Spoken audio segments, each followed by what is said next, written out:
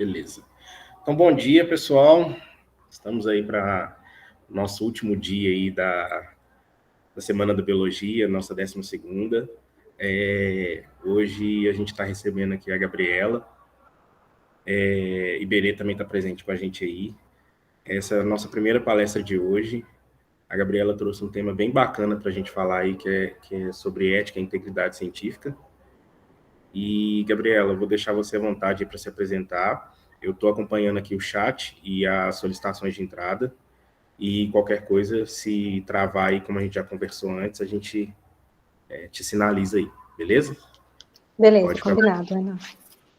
Obrigada, bom dia a todo mundo. Obrigada pelo convite, Renan, todo mundo que ajudou a organizar, a comissão organizadora.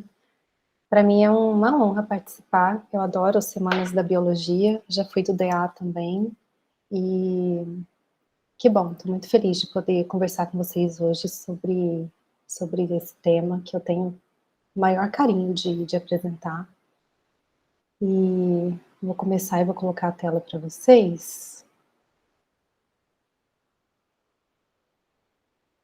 E aí, qualquer problema, me avisem então pelo WhatsApp, que aí eu não vou estar vendo vocês, né? E estou aberta para perguntas lá no final. Como eu não vou estar conseguindo ver, se quiserem também fazer pergunta por microfone, fiquem à vontade. Mas como eu não vou estar visualizando vocês, vai ser mais difícil, né? Combinado. Vou compartilhar minha tela então. E aí vou parar de ver vocês.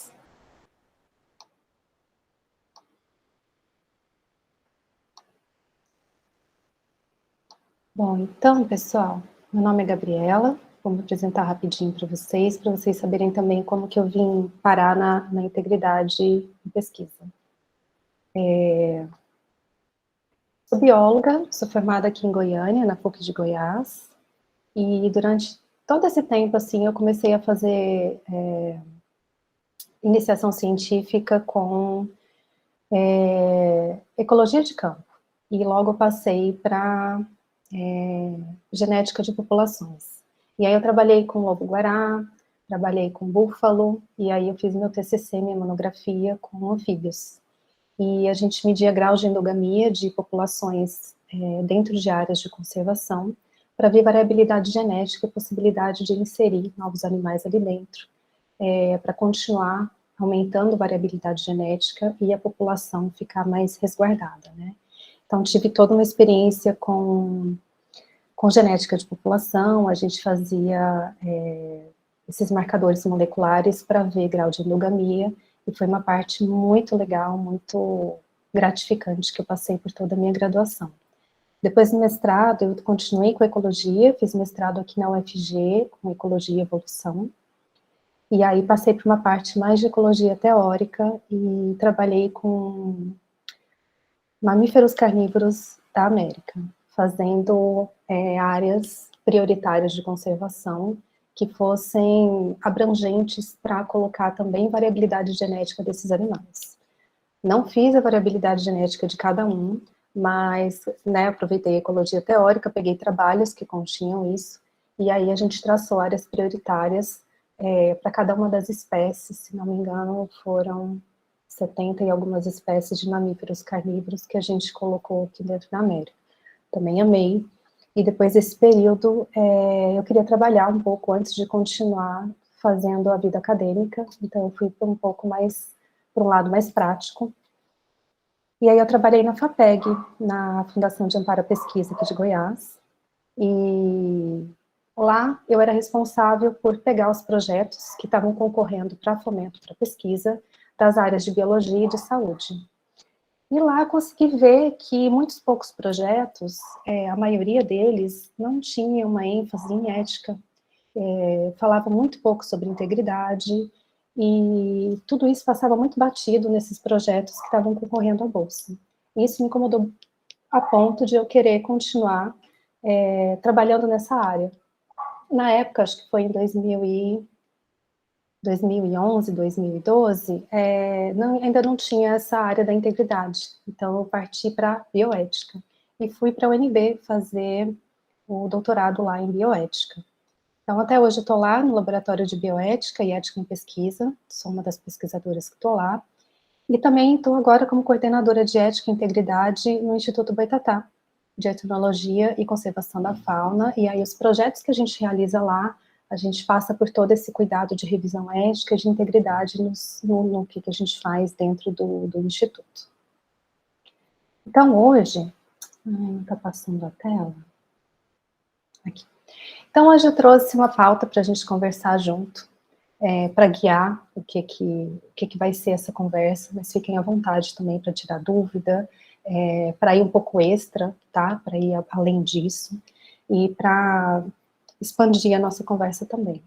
Então, trouxe o que é ética na pesquisa, os comitês de ética, o sistema CEP-CONEP, não sei se vocês já conhecem, mas vou apresentar um pouquinho para vocês, o histórico da integridade, o que são as más práticas ou má conduta, definir o que é integridade científica, como que a gente faz para fomentar, para implementar essa cultura da integridade científica, o que a gente já tem aqui de normatização e regulamentação, especificamente de integridade científica no Brasil, o que tem de consequência negativa das más práticas e as melhores formas que a gente pode pensar para prevenir que as más práticas aconteçam. Então, começando com ética na pesquisa, não sei se vocês já fizeram bioética ou se aí na faculdade tem especificamente ética na pesquisa, mas é basicamente uma área voltada para a proteção dos participantes da pesquisa. Então, todo projeto, toda pesquisa que vai envolver seres vivos ou meio ambiente, então, projetos com seres humanos, projetos que envolvem animais ou intervenção no meio ambiente, já tem normas regulatórias específicas para cada uma, e as políticas são formuladas de acordo com as necessidades de cada área.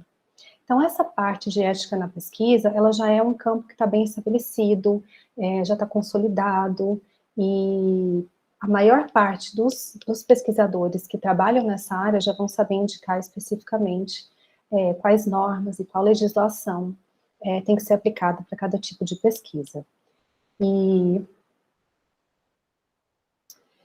Então, geralmente, os projetos que vão envolver seres humanos vão passar por esse sistema, que é chamado de CEP-CONEP.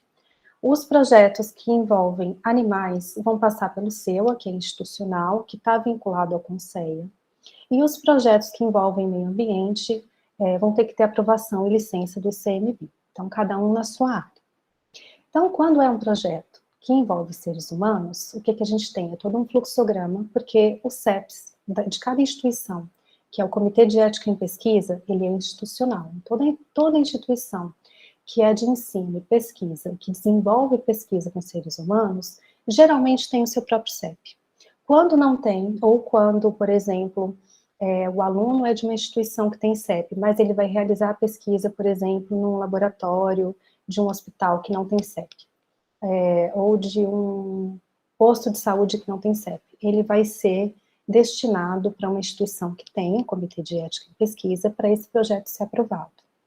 Todos esses projetos que envolvem seres humanos de forma direta ou indireta, então, sendo uma pesquisa, por exemplo, com medição de glicemia na população da zona rural, que vai precisar tirar sangue, medir glicemia, ou então um questionário que você vai aplicar, também envolve seres humanos de uma forma indireta, ou então a observação de um tipo de manifestação artística, de algum tipo de ensino, por exemplo, dentro de uma escola, envolve seres humanos. Eu vou observar os professores de bioética, a interação, os professores de biologia e a interação deles com alunos. É só observacional, mas envolve seres humanos. Esses tipos de projeto, todos têm que ser cadastrados lá na plataforma Brasil. Então, ele vai ser cadastrado aqui, e ele vai ser destinado para um comitê de ética. Os comitês de ética, eles têm autonomia para aprovar esses projetos, e quando necessário, se são projetos, por exemplo, de teste clínico, de teste farmacêutico, de intervenção direta e invasiva em seres humanos, eles também têm o CONEP, que pode auxiliar na aprovação desses projetos. Então, alguns o CEP aprova por ele mesmo, e alguns são enviados para o CONEP, e depois aprovados eles voltam para o CEP. Mas acho que é mensalmente, ou de 2 em 2 meses, todo o comitê de ética leva para o CONEP, que é o Comitê Nacional de Ética e Pesquisa, que está vinculado ao Ministério da Saúde. Então, o CEP ele tem essa ligação direta com o CONEP, do Ministério da Saúde, e é feita essa troca de relatórios. Todas as pesquisas, então, passam pelo CONEP, direto ou indiretamente. Se o CEP aprovou, vai passar para o CONEP como relatório de que foi aprovado. Todos têm, né, aprovação lá na plataforma Brasil também, cadastro. Aluno pode cadastrar, professor pode cadastrar, e todo mundo que faz parte da pesquisa pode ter acesso à aprovação desses projetos. Vai sair um número de aprovação do CEP que foi liberado, se estiver de acordo com a resolução principal nossa aqui brasileira hoje, que é a 466 de 2012. Ela veio da 196, e ela é a mais nova que a gente tem, e bastante abrangente em pesquisas que envolvem seres humanos. Então, se está de acordo com a resolução 466 e está obedecendo todos os critérios éticos ali, o projeto vai ser aprovado. Então, a ética em pesquisa, ela está dentro desse âmbito de aprovação dos projetos, se eles estão em consonância, se eles estão de acordo com a resolução, com as normativas que a gente tem. Já o SEUA e o CONSEA, que é para experimentação animal, eles não trouxe o fluxograma porque, na verdade, não tem. O SEUA, que é institucional, que é o Comitê de Ética de Uso Animal, toda instituição que trabalha com animais, tanto para pesquisa quanto para ensino, precisa instituir o próprio Comitê de Ética de Uso Animal. Então, seja para ensinar, só em sala de aula, cursos de veterinária, zootecnia, biologia, alguns de biotecnologia, biomedicina, né, que usam cobaia, todos precisam ter o próprio SEUA, institucional, que ele está ligado diretamente ao CONSEA, que é o Conselho Nacional de Controle de Experimentação Animal, mas para aprovação dessas pesquisas não precisa necessariamente levar para o CONSEA. Ele é um órgão consultivo, um órgão educacional também, ele ajuda dando palestras, capacitando pesquisadores, mas ele não tem essa, como o CONEP, ele não tem essa abrangência necessária para aprovar os projetos. E os que envolvem meio ambiente, já tem também um outro trâmite próprio, que é a aprovação e licença do ICMBio. Então, todos esses projetos vão precisar de algum tipo de aprovação de acordo com a ética em pesquisa. Então, ética em pesquisa é promover esse bom senso, né, dentro dos projetos que envolvem seres vivos ou meio ambiente. Então, o que a gente tem? Leis e legislação específica para cada área. Então, trouxe só algumas, tá, gente? Só para a gente perceber o quão específico que é. Então, tem essa resolução 441, que é para especificamente armazenamento e uso de material biológico. Tem a 466, que é uma lei bastante grande, é uma resolução grande que regulamenta as pesquisas com os seres humanos. E uma coisa interessante, que é bem recente, é a 510, que ela é complementar à 466, que ela é específica para as pesquisas em ciências humanas e sociais. O que acontece? Todas as normatizações e legislação, elas acompanham muito os problemas que acontecem na sociedade. Então, alguns projetos da área de ciências humanas e sociais, por exemplo, que é de observação. Então, eu quero observar uma comunidade ribeirinha, como que eles lidam com a extração, com o extrativismo. Eu quero entrevistar mulheres que sofreram abusos e como elas são reinseridas na sociedade.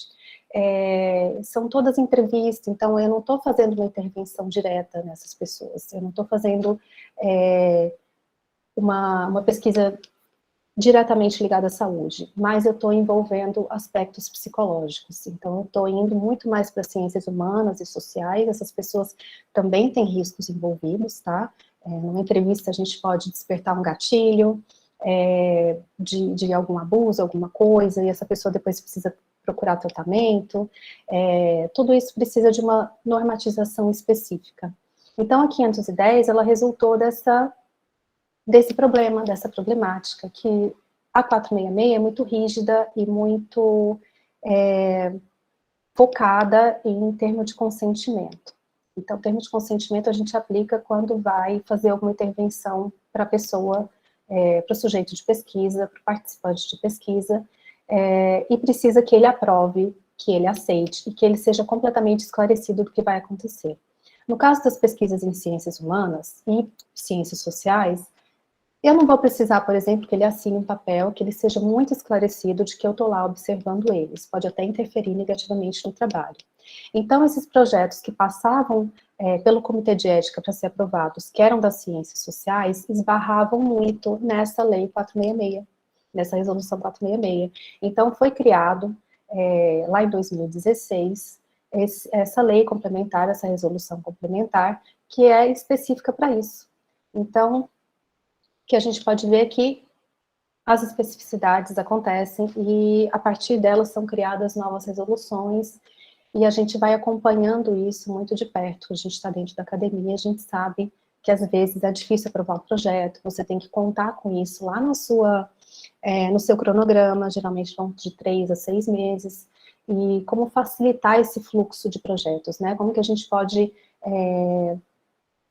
passar por isso melhor e produzir pesquisa melhor, respeitando todos os participantes da pesquisa, mas sendo específico com a legislação e com a resolução que a gente está seguindo.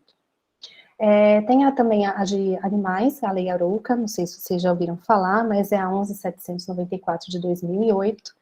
É uma lei recente também, mas ela também é abrangente e ela é muito utilizada nas pesquisas e no ensino que envolvem o uso de animais. Essa lei também é legal, ela estabeleceu que toda instituição que usa animais para ensino tem que ter o próprio selo, o próprio comitê de ética de uso animal. Então, ela estabelece os procedimentos e toda a parte legislativa e normativa que a instituição tem que ter para fazer esse tipo de atividade. Então, eles são específicos e isso é basicamente a ética na pesquisa, é seguir essa normatização, esse bom senso, para evitar qualquer deslize, qualquer desvio de conduta dentro desse tipo de pesquisa, garantindo também melhor resultado, melhor visibilidade, confiabilidade, honestidade desses dados, né? Então, se eles são produzidos dentro desses critérios de ética na pesquisa, aprovados, e tem lá um númerozinho de aprovação, isso já garante também uma qualidade maior nessas pesquisas, né? Mas o que acontece? Tem algumas coisas que são extras à ética na pesquisa. E então a integridade científica apareceu mais ou menos de 2 a 3 décadas atrás para averiguar e tratar e olhar mais de perto alguns casos que não estão normatizados, que não estão especificados nessa normatização específica da ética em pesquisa. Então, roubo de ideias, exclusão de resultados negativos que podem comprometer o resultado e a qualidade desses dados, e algumas coisas que fogem ao controle da ética em pesquisa. Então, a integridade vem para tratar de casos muito específicos e que não são, então ficou uma lacuna dentro da bioética e da integridade na pesquisa, que precisavam de mais atenção, que precisavam de maior cuidado. Então, casos de falsificação de dados, desonestidade científica, citar ou não um autor, esse autor participou da pesquisa efetivamente, ou então esse autor tem um nome muito forte, eu vou citar para ser aprovado mais rápido esse artigo, mas ele não participou dessa pesquisa, ele não garante também a qualidade desses dados, ele não sabe que está lá. Então, começaram a aparecer muitos casos que apareceram na mídia, e alguns até vocês podem ter visto, alguns são bem famosos, de casos de desonestidade científica que são extras à ética na pesquisa, né? Então, a partir dessa lacuna, a partir desse problema, foram identificados alguns tipos de más práticas científicas e acadêmicas. Então, dentro do laboratório e na vida acadêmica como um todo. Então, o que ficou mais fácil? Definir, diferenciar, reconhecer quando elas existem, né, e pensar em formas de prevenir e combater. Então, a integridade científica começou de lá para cá a virar até um campo de estudo, um campo de pesquisa, inclusive, para identificar e tratar isso, né. Então, o que é más práticas? Do que a gente está falando? O que especificamente é considerado más práticas? Isso é igual para todos os campos de pesquisa? Isso é igual em todos os lugares do mundo? Então, é preciso a gente diferenciar e reconhecer quando elas existem para poder cuidar disso que estava acontecendo. Então, dentro desse campo de estudo, já estão definidas algumas coisas que eu trouxe para vocês que são bem interessantes. Então, o que é considerado más práticas? Não tem dúvida que isso é má prática. Se isso acontecer, realmente esse pesquisador, ele incorreu de má índole, sabe? Ele aconteceu, ele fez propositalmente. São o UFFP, tá? Então, as más práticas comprovadas, elas são conhecidas também como FFP. Então, é fabricação, falsificação e o plágio. Então, dentro da pesquisa, se isso for comprovado que aconteceu, o pesquisador vai ter um problema muito grande, o grupo de pesquisa também, e esse artigo vai ser retratado. Então, não tem dúvida. Então, aquilo lá parece que está escondido, mas quando a gente vê que aquilo aconteceu e é provado que aconteceu, é muito claro, né? Também são chamadas de condutas explosivas, que a gente vê. E elas são denunciáveis, elas são passíveis de punição, e fica muito evidente quando elas estão acontecendo, né?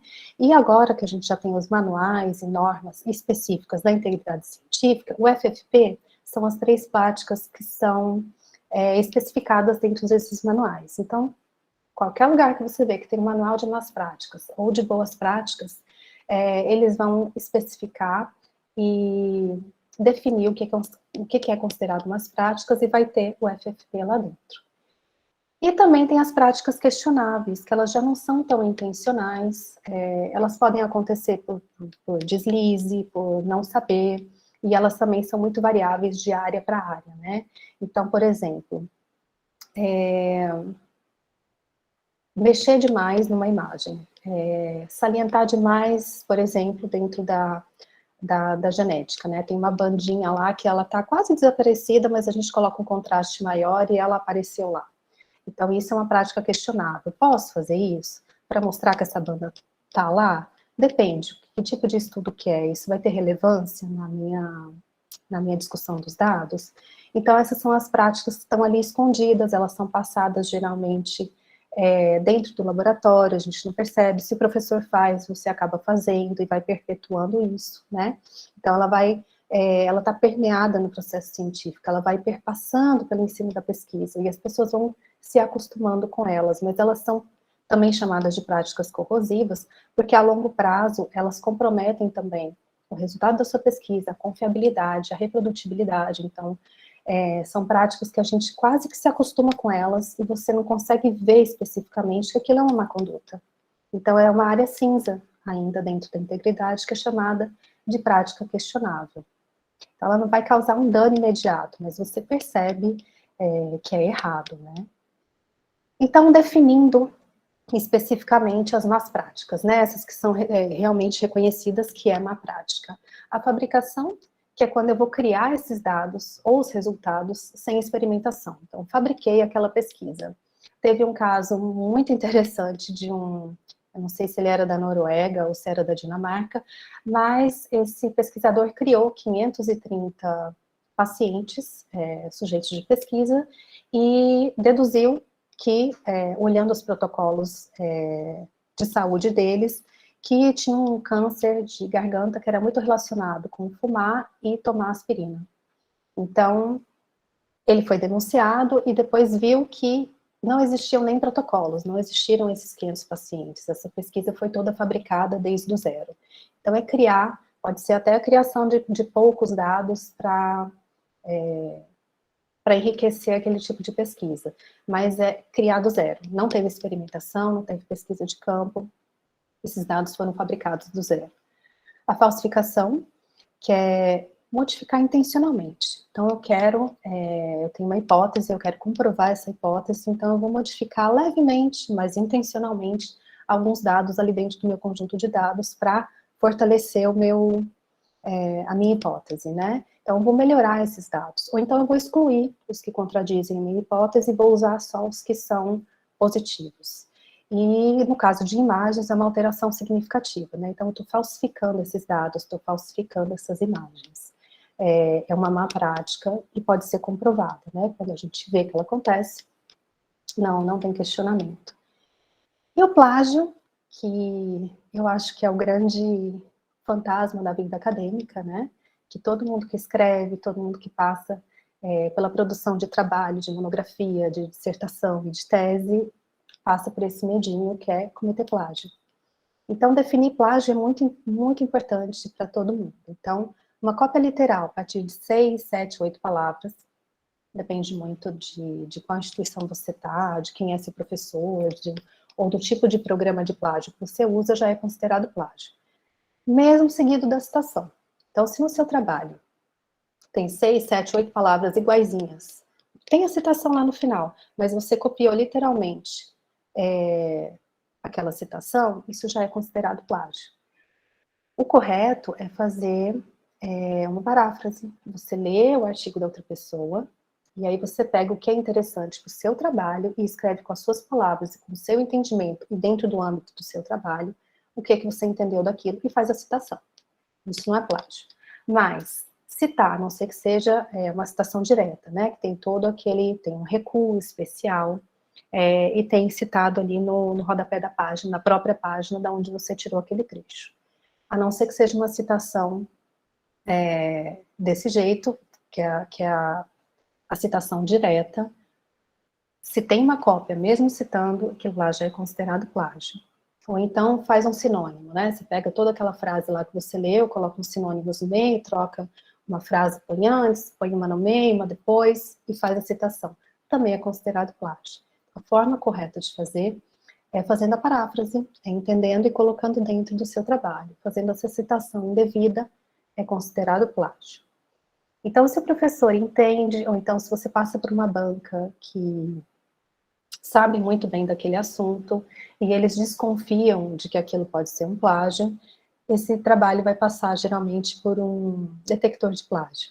As instituições têm detectores muito bons, muito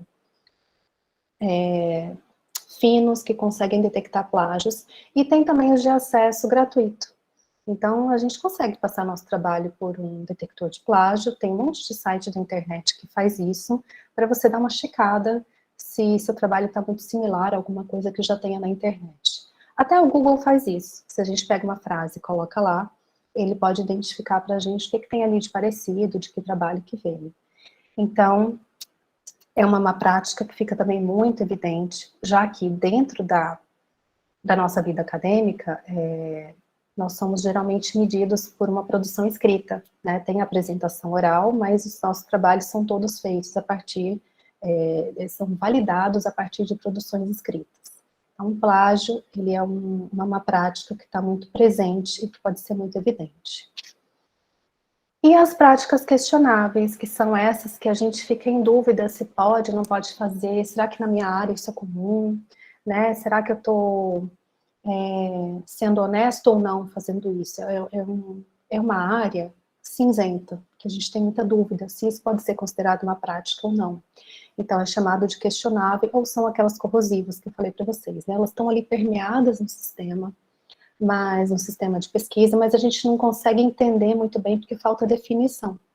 Então, já tem alguns trabalhos muito legais que fazem definição do que é prática questionável, do que é considerado conduta irresponsável, né? Isso é uma conduta ruim, é irresponsável, e então precisa ser definido direitinho. Essas aqui eu trouxe para vocês de um estudo do Martinson, lá de 2005, que ele pegou alguns pesquisadores lá dos Estados Unidos e perguntou para eles, o que vocês consideram má prática? O que é questionável para vocês? Você vai questionar se você vê alguém fazendo, ou se dentro do laboratório alguém fez e colocou seu nome lá como autor, e você fala, nossa, isso aqui eu não quero participar disso. Então, apareceram alguns comportamentos que eu trouxe para vocês, já que nosso sistema de pesquisa é muito parecido, tá? Mas faltam estudos aqui, seria muito interessante a gente conhecer o que nossos pesquisadores consideram práticas questionáveis. Mas então, o que eu consegui ressaltar, o que eu trouxe para vocês aqui desse artigo? Cozinhar os dados, que é passar demais por uma estatística. Então, você trata demais esses dados, você muda muito eles e apresenta eles como sendo os dados originais. Então, é cozinhamento de dados. Lá fora esse termo é bastante conhecido, cooking data, e isso transforma tanto a ponto do seu resultado não ser verificável. Então, quando tem uma repetibilidade do seu trabalho, quando algum outro pesquisador no mundo vai repetir, não vai dar aquele mesmo resultado. Omitir detalhes da metodologia ou dos resultados em artigos ou propostas. Então, falar de uma metodologia pela metade, né? Eu tenho lá um artigo e eu não vou especificar tudo que eu usei aqui não, porque senão vão copiar meu trabalho e eu não quero muita gente aqui fazendo o que eu estou fazendo. Então, omitir esses detalhes também é considerado uma prática questionável.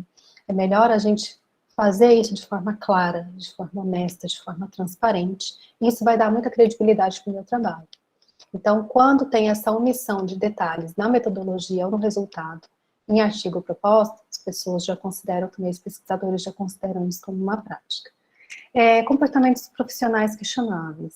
Então, conversar com o aluno, pegar uma ideia e trazer como sua, né? São coisas assim muito pouco prováveis, né? Não tem como provar que isso aconteceu. Mas comportamentos profissionais mesmo. Então, com o seu sujeito de pesquisa.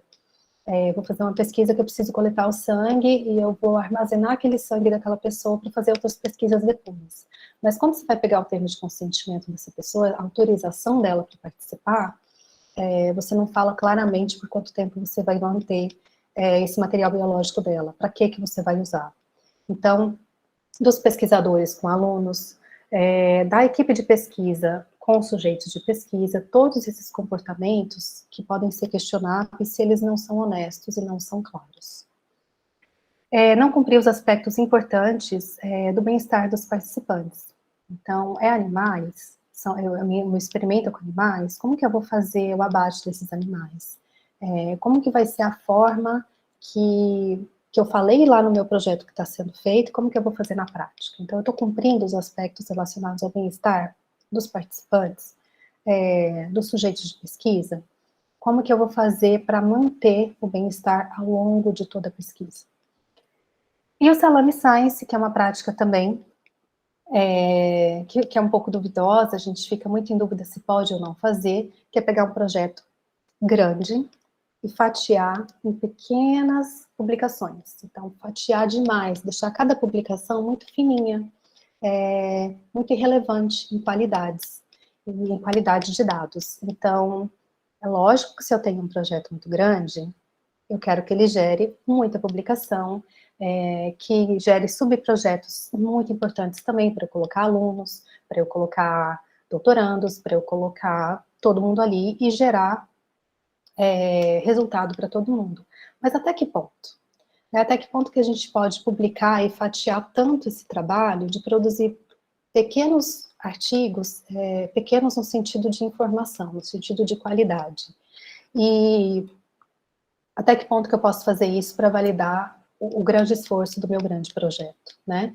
Então, é importante pensar sobre isso, de produzir sempre resultados, artigos e subpropostas, subprojetos que sejam relevantes, que eles sejam reais. Então, usar o mesmo conjunto de dados e falar a mesma coisa, usar o mesmo conjunto para falar coisas diferentes em cada publicação. Estou usando o mesmo conjunto, mas em cada uma eu vou falar uma coisinha muito diferente uma da outra, para garantir que eu estou usando bem esses dados, que eu vou usar o máximo que eu posso ali desse projeto. É uma prática questionável também. É bom ter bom senso, né? Posso fazer isso com um projeto grandão, mas até que ponto? Então, então eu trouxe para vocês o FFP, fabricação, falsificação e o plágio, né, elas são feitas de forma consciente. O pesquisador que faz isso, ele está consciente de que ele está fazendo uma má prática. As práticas questionáveis, que elas são duvidosas, né, porque elas estão ali no meio do processo, eu estou vendo meu professor fazer, eu estou vendo meus colegas fazerem, então são as práticas, são essa área cinzenta, né, então elas são feitas geralmente sem consciência e sem muita definição se isso é ou não. E o que é importante notar é que a integridade científica traz também o que é boas práticas. É importante também medir, porque assim como a FFP, que é feita conscientemente, as boas práticas também, elas são feitas fazendo com consciência de que você está agindo para garantir a integridade científica no seu projeto. Então, não é um gradiente positivo e negativo, elas não são do mesmo polos positivo e negativo do mesmo comportamento. Não é que se eu não fizer fabricação, falsificação e plágio, eu estou sendo automaticamente, estou fazendo boas práticas automaticamente. Não é bem assim que acontece. Se você não está fazendo fabricação, falsificação de plágio, você está ok, você pelo menos não está fazendo umas práticas. Mas o que é preciso para fazer boas práticas? O que é esse outro lado da integridade científica que eu preciso também fazer com consciência? Não é só não fazer práticas questionáveis ou FFP, é realmente agir conscientemente a favor da integridade. Então, o que a gente tem para definir o que são boas práticas?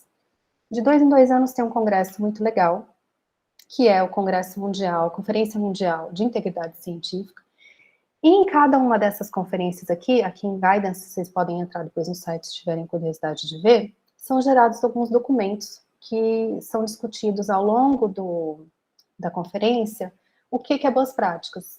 Então, ele vem caminhando ao longo dos anos, o último foi agora em 2022, em junho, foi muito interessante que a gente vê o caminho da discussão da integridade científica.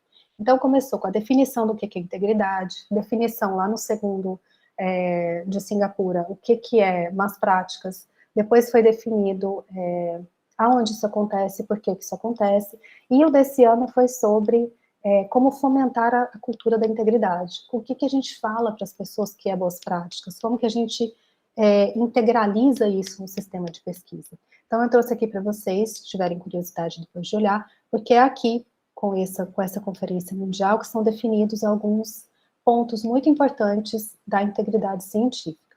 Então, cada uma vai produzir os princípios, os guidances, os guias de cada encontro que teve, eles são de livre acesso e eles são usados para fazer as normas e políticas de boas práticas mundialmente. Então, os documentos que a gente vai ter acesso vão estar sempre citando algum documento e alguma carta que foi gerada a partir dessas conferências. E eu trouxe só um parêntese aqui.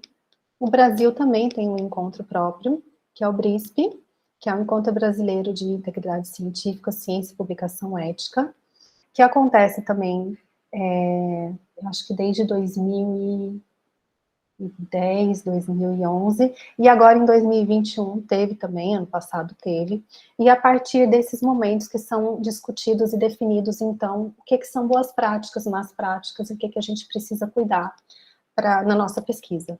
Né? Então, eu trouxe uma definição geralzona para vocês, que integridade científica é adesão ativa, então é você aderir com consciência do que você está fazendo, a esses princípios éticos.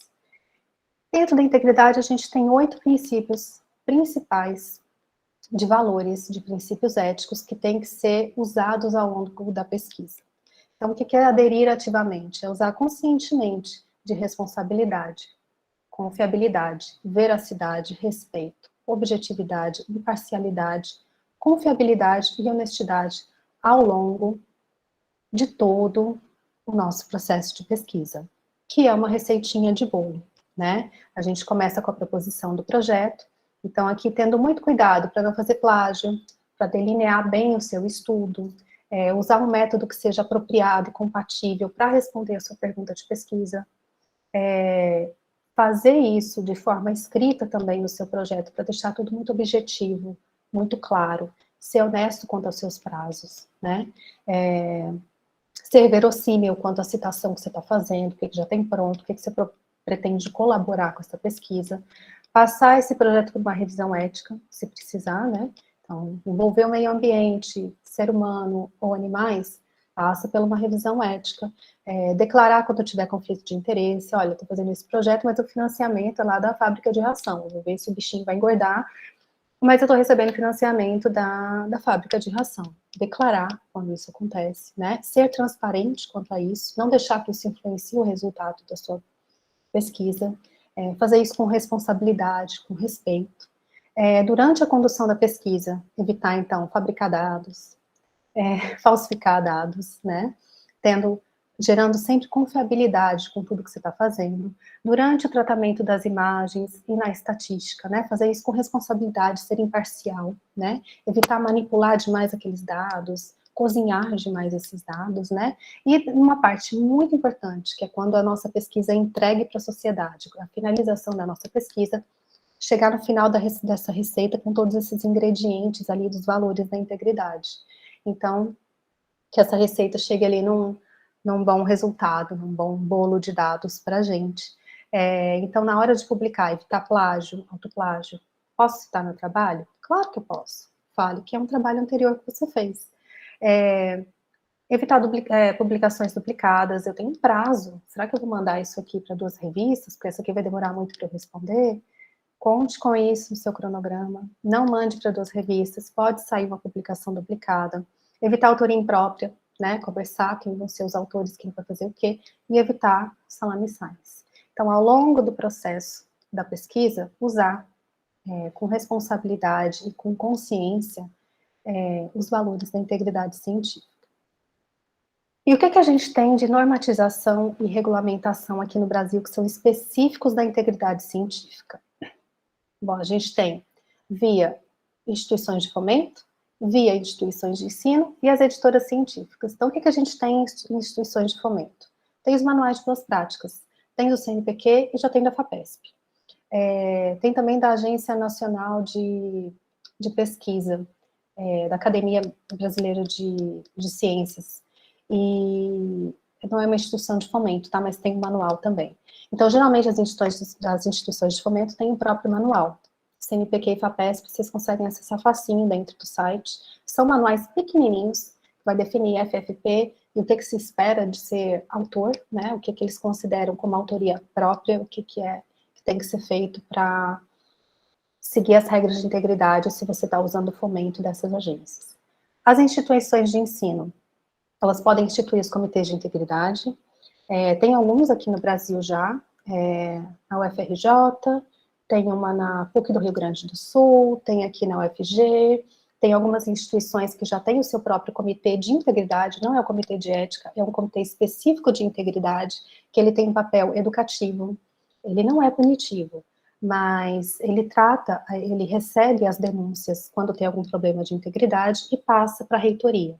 Então, eles geralmente não vão ter papéis punitivos e de sanção, mas eles vão definir as normas, vão fazer projetos de educação,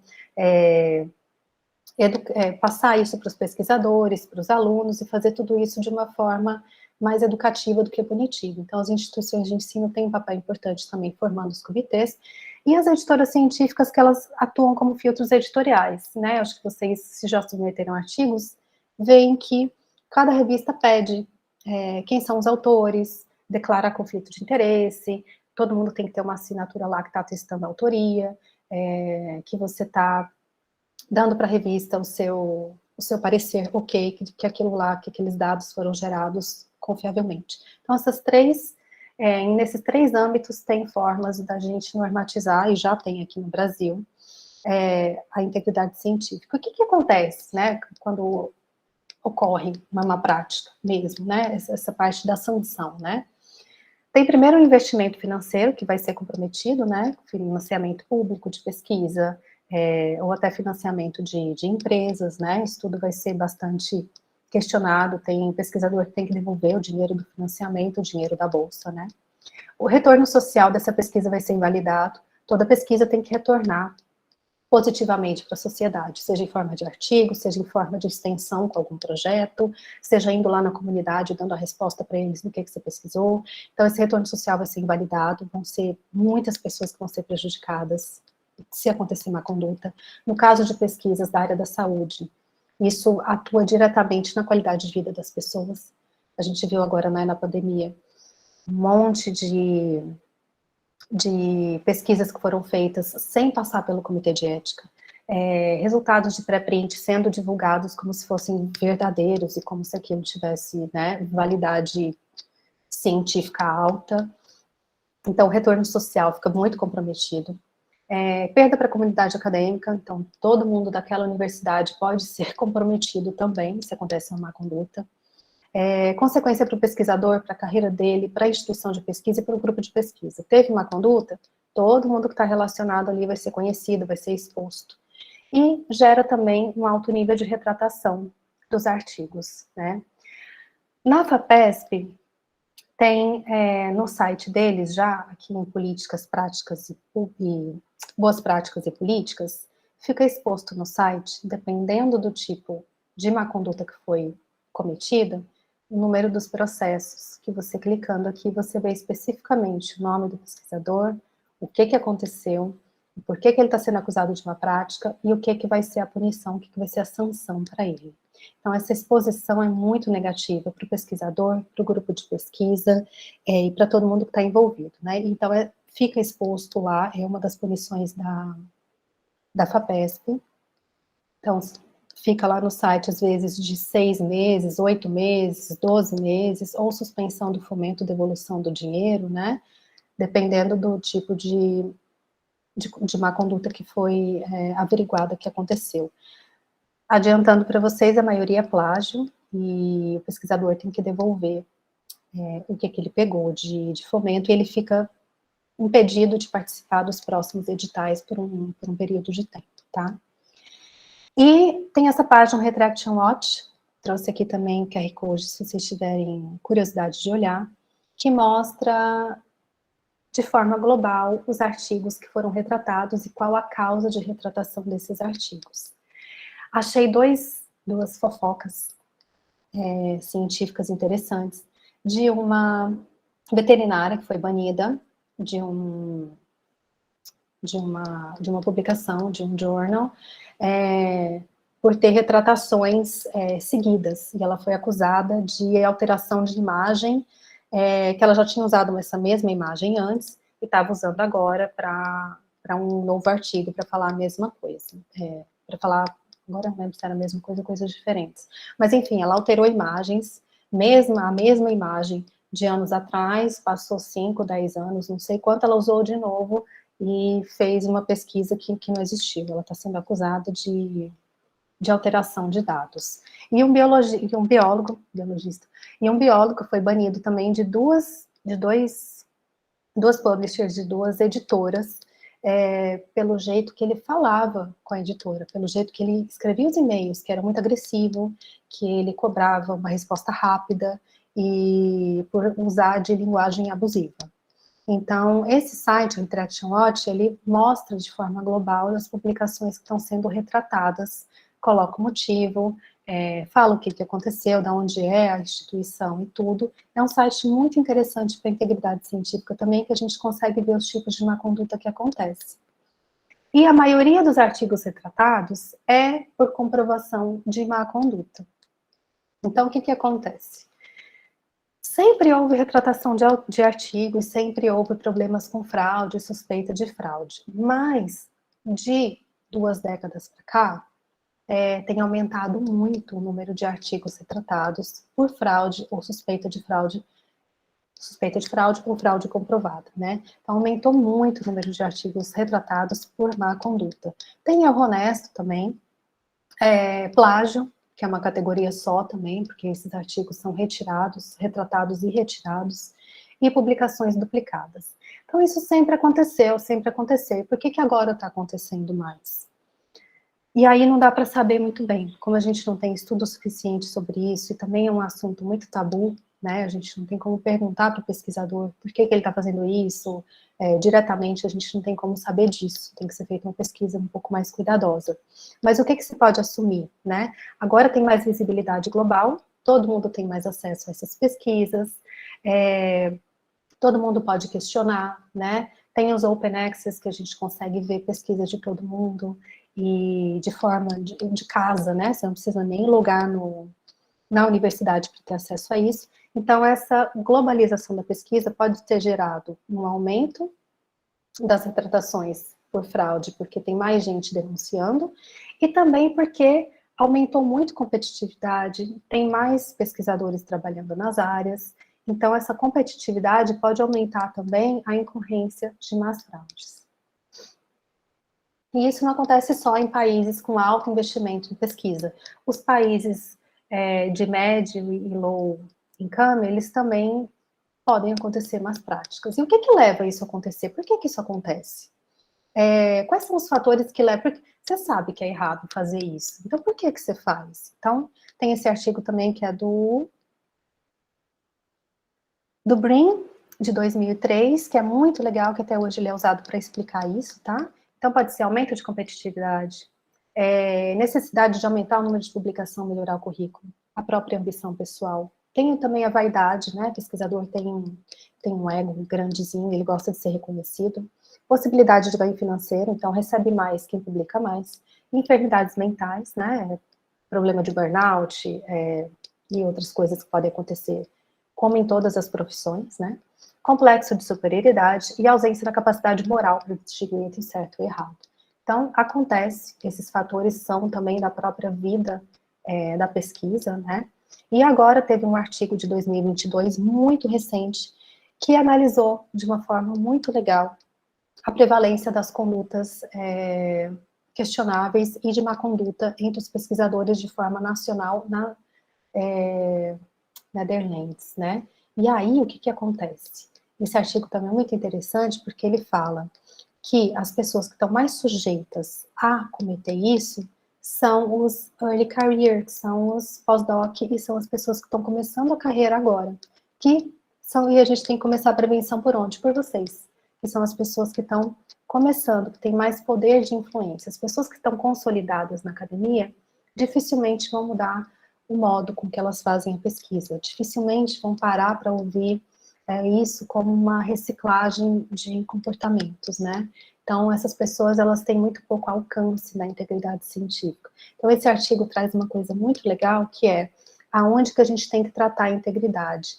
Foi retratado aqui que acontece más condutas, que acontecem práticas questionáveis dentro dessa gama aqui, que são os doutorandos e pós-doc, e que eles estão muito mais abertos a mudar esse comportamento. Então, é importante focar principalmente em vocês. Como que a gente pode prevenir isso? Incentivando as boas práticas. Então, tanto nas instituições de ensino, agência de fomento e editora científica, que são as maiores, né, que podem elaborar requisito ético, definir o que é punição e sanção, capacitar os pesquisadores, mudar essa política, né, de quem ganha mais fomento, então você vai ganhar mais dinheiro, você é pesquisador, um A do CNPq, porque publicou muito, essa política do publish or perish, né, que é melhor que publica mais, isso gera uma ansiedade de publicação muito grande, que pode gerar más práticas, né, então, tentar combater essa política, mas isso não é muito nosso, isso é dessas agências, das instituições de ensino. Estabelecer maior controle sobre o patrocinador e indústria, isso é papel deles também, mas o que a gente pode fazer no nosso lugar aqui, de graduando, de estudante, né?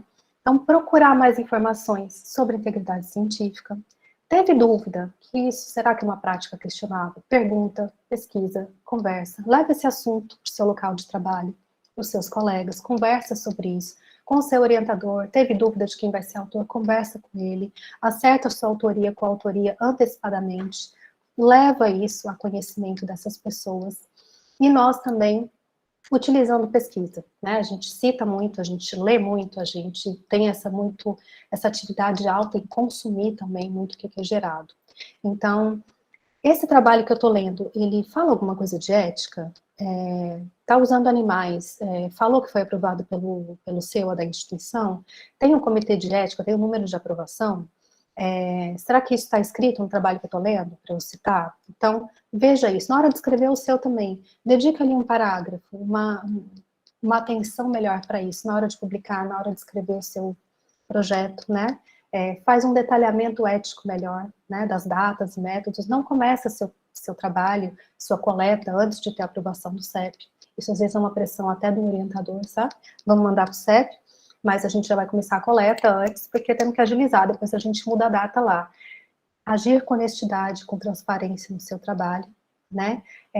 Ver a autoria, todo mundo aqui participou, tem critério suficiente para ser considerado autor, questionar isso, checar por plágio, autoplágio, ter muito cuidado na sua análise e no método que você vai propor, ou na análise no método que você está lendo, isso aqui está certo para responder esse tipo de pergunta? Ser mais questionador, mais crítico quanto a isso. No tratamento de imagens também, e na estatística, vamos usar melhor, né, o que foi gerado ali. Hoje em dia tem muito também a discussão de publicar dados que contradizem a hipótese. Tem muito isso dentro dos congressos de integridade também, que vem falando que isso também é ciência, né? Eu sabia o que deu errado da minha pesquisa, eu consigo construir a partir dali pontos melhores de como atingir isso, mudando o método, mudando a estatística, mudando a minha amostragem, o que eu posso fazer? Então, tratar os meus dados de maneira muito honesta, não esconder os meus dados e tomar cuidado com as publicações duplicadas. Então, se eu tivesse aí, eu gostaria muito de distribuir para vocês a Declaração de Singapura sobre integridade em pesquisa. Essa aqui foi gerada lá naquele congresso que eu mostrei para vocês, no Congresso Mundial de Integridade Científica, na segunda Conferência Mundial. E esse documento é muito legal, porque ele traz os princípios e as responsabilidades. Então, você pode distribuir isso, ele pode ser impresso de forma pequenininha, tá? Para quem trabalha com você, para quem você pretende trabalhar. Depois você vai gerar o seu grupo de pesquisa e o seu, né, o seu grupo com quem você vai trabalhar, e aí você pode levar isso. Então, aqui é muito legal de ler, tá de forma muito simples, está traduzido, e sana algumas dúvidas sobre o que é integridade, quais princípios a gente tem que ter ao longo do nosso processo de pesquisa. Então, deixei aqui o QR Code para vocês, e divirtam-se com isso, é muito gostoso falar sobre isso também, eu acho que abre muitas portas e abre também possibilidades da gente fazer pesquisas que podem atingir maior grau de confiabilidade lá fora também, maior grau de citação. É o que é esperado hoje nas pesquisas, né? Honestidade, confiabilidade, reprodução dessas pesquisas, reprodutibilidade. Então, fazer essa colaboração nossa para a ciência, tá? Então, obrigada por me escutarem. Se tiverem alguma dúvida, algum caso para contar do que aconteceu com vocês, eu vou ter o maior prazer em responder e ouvir vocês. Então, obrigada. Está aqui meu e-mail, se vocês quiserem entrar em contato. Tem também o Instagram do Instituto Boitatá, tô por lá também. Podem entrar em contato para conversar, tirar dúvida e trazer coisas que vocês achem interessantes também. Vou parar aqui de compartilhar com vocês e podemos abrir para perguntas, Renan. Bacana. Muito interessante a palestra, tá, Gabriela? Assim, é uma coisa que influencia diretamente para a gente, assim, independente de ser do bacharelado ou licenciatura, porque todo mundo aqui, no final das contas, muito provavelmente vai fazer algum tipo de trabalho que envolva ou pessoas ou animais. Então, isso é interessante demais. E eu tenho uma dúvida, não sei se você falou, pode ser que tenha passado despercebido para mim. Em relação à ética na pesquisa com os animais invertebrados, eles passam pelo comitê de ética também? Pois é, Renan, essa é uma super dúvida, tem até que prestar mais atenção nisso, mas isso não está na legislação, não está na lei Arouca, ela trata muito mais dos vertebrados, mas eu acho que é um ponto forte para se discutir, para usar, mesmo sem o requisito ético, né? Mesmo não precisando, eu acho que a gente pode usar a mesma legislação, fazer valer para eles. Então, respeitar o nosso sujeito de pesquisa ali também, né? Mas não, ele não está regulamentado pela lei Arouca, ela é bem específica, que ela é de vertebrados e animais maiores. E eu posso só fazer um complemento? Essa pergunta ela é muito legal, porque para você coletar em campo invertebrado, você precisa da licença do ICMBio. Então, licença de coleta você precisa de qualquer jeito. E daí é legal, porque isso que a Gabriela falou é bacana, porque a parte de experimentação que daí tem a ver com o comitê de ética. Então, se a dúvida é, posso coletar em campo sem licença? Não, não pode. Não. Tem que ter a licença do ICMBio. Posso fazer experimentação? Daí cai no que a Gabriela falou. Bacana. A respeito desse último documento que você mostrou para a gente aí, eu vou providenciar para quem tiver interesse depois uma impressão para vocês pegarem aqui no DA, viu, gente? E se alguém tiver alguma dúvida aí, pode ficar à vontade para perguntar, viu? Geralmente, o que eu recebo, Renan, é muita dúvida de plágio, né? As pessoas têm muito receio, muita dúvida do que é considerado ou não plágio. Então, nessa fase de produzir monografia, é importante que a gente realmente tire um tempo para isso, sabe?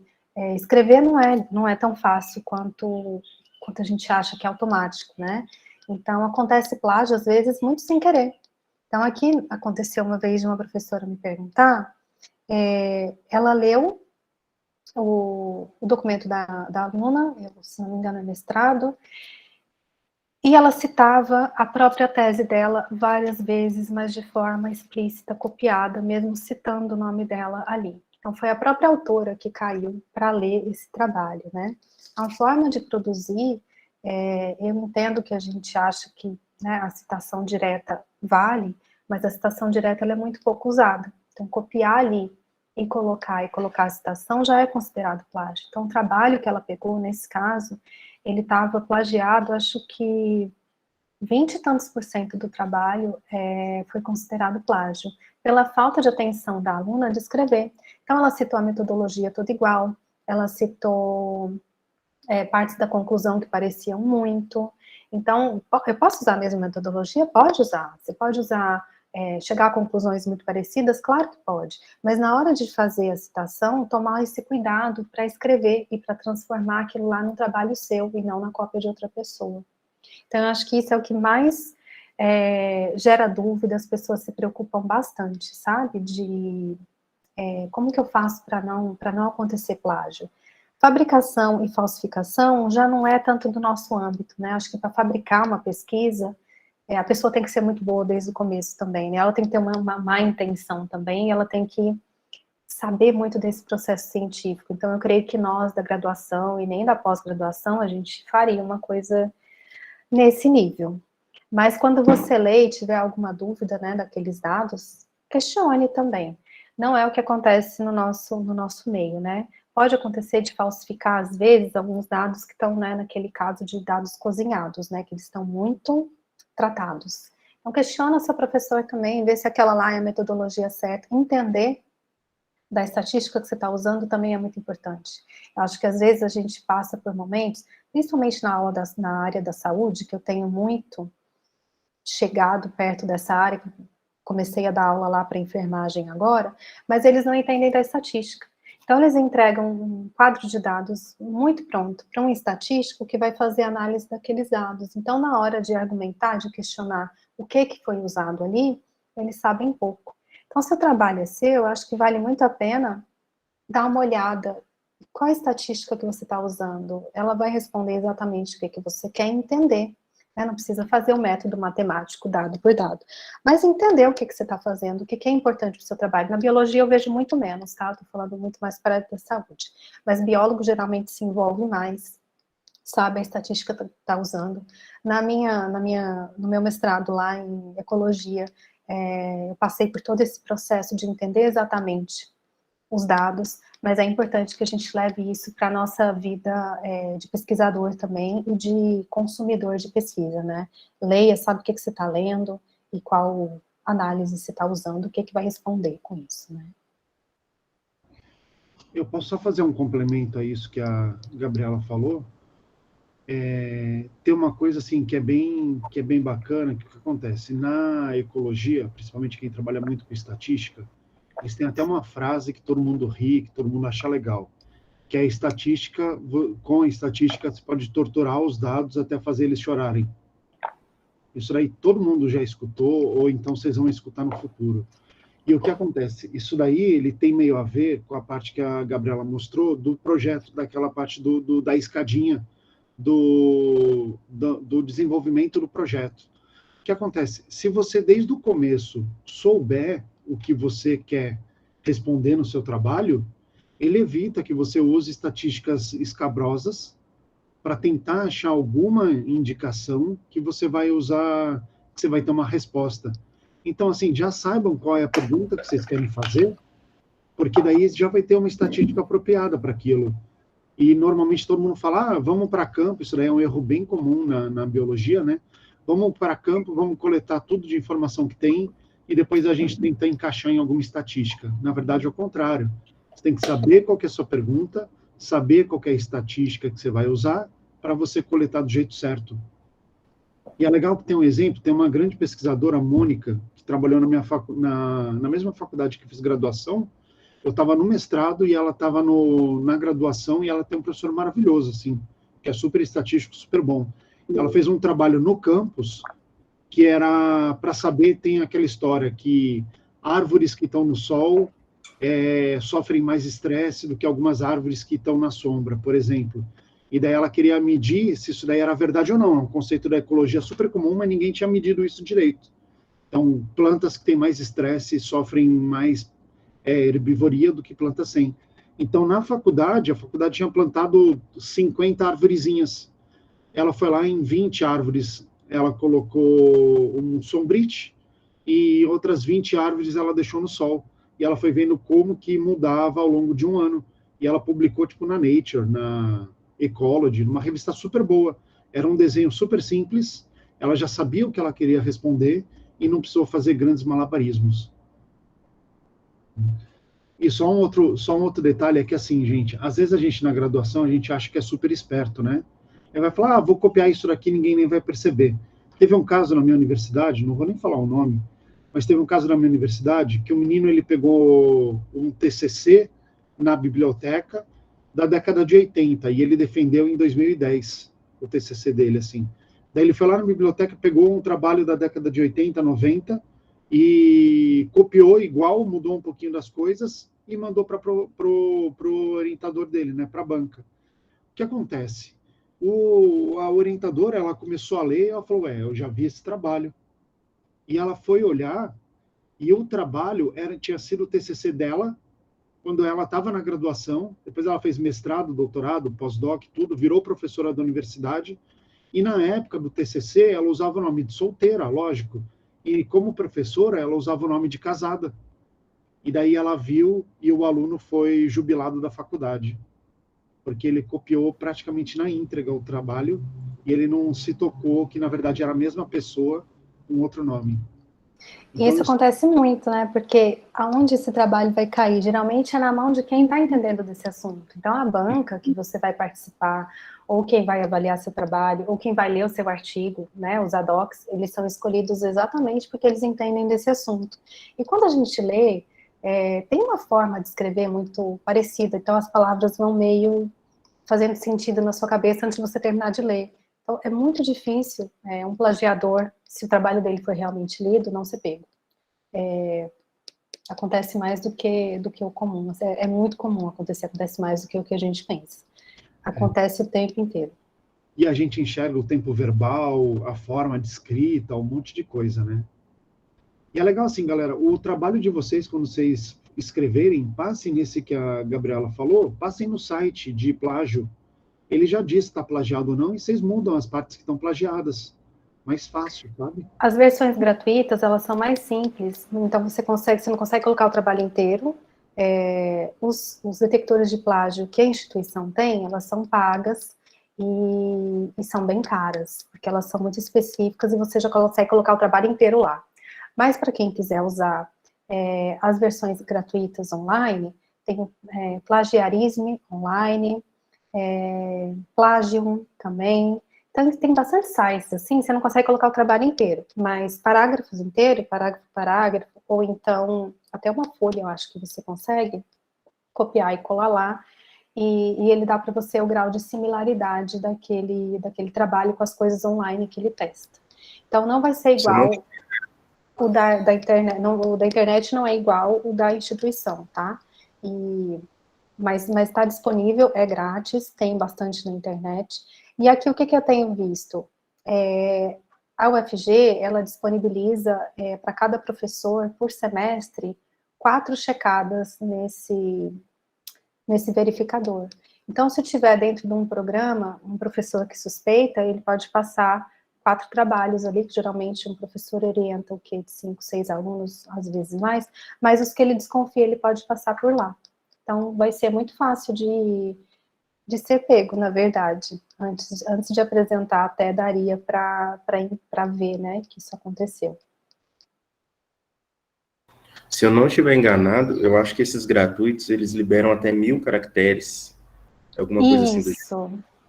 Então, assim, Isso. é limitado, mas ele realmente é útil. Eu já precisei usar isso daí também, então, assim, me ajudou bastante. Ô, Renan, mas é 1000 por vez. Então, você coloca a sua introdução, pronto. Coloca materiais métodos, pronto. Coloca resultado, pronto, e discussão. Você vai passando por partes, assim. É porque às Galera, vezes também não é intencional, né? Você vai lendo ali, se acostumou tanto com a leitura que você está fazendo, que dá um certo receio, né? Tipo, será que eu estou muito similar ao que eu li?